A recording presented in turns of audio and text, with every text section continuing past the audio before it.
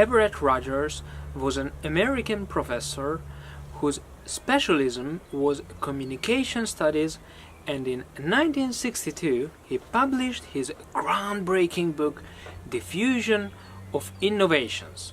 Rogers' work built on many studies from many disciplines, but in particular those which examined the way innovation had been accepted in American farming from the 1920s onwards. Rogers was able to discern the patterns which go towards an innovation becoming widespread and realized that human capital was vital in this.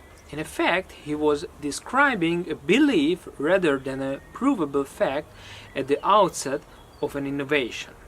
However, over time and the use of communication channels, that belief becomes self-sustaining to the point where a critical mass is achieved.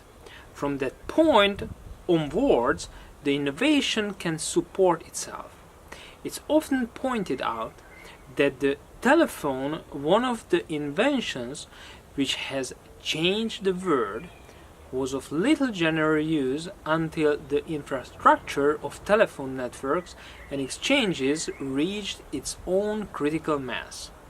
Imagine any other cornerstone of modern life, from the motor car to the light bulb to the internet, and it would be hard to see any of these gaining much traction without the supporting critical mass of infrastructure.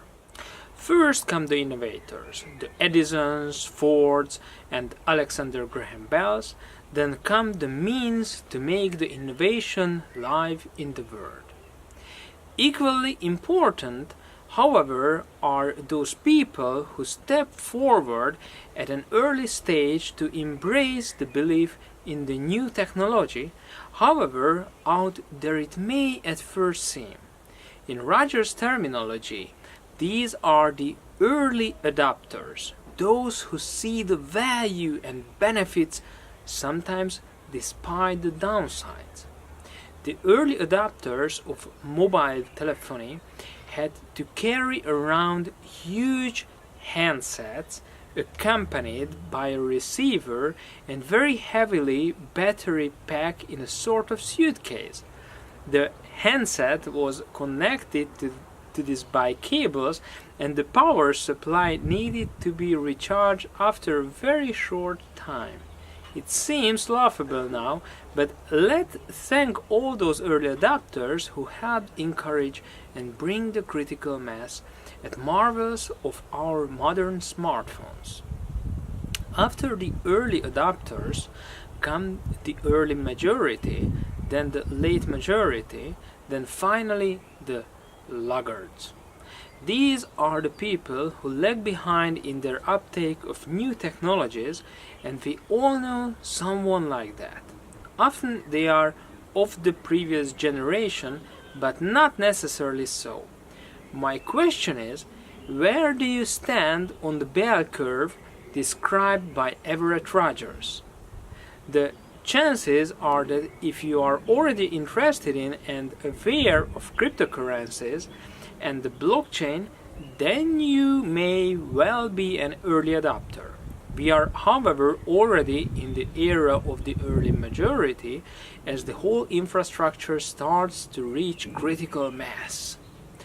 What this means is that, like the telephone exchanges which made telephones possible, or the gas stations which encouraged the widespread use of automobiles, the systems are now coming on stream which remove risk and normalize the adoption process. In the next few years, the blockchain and cryptocurrencies will become the new normal, but as Rogers identified, the fuzziness of boundaries around a technology can affect its adoption.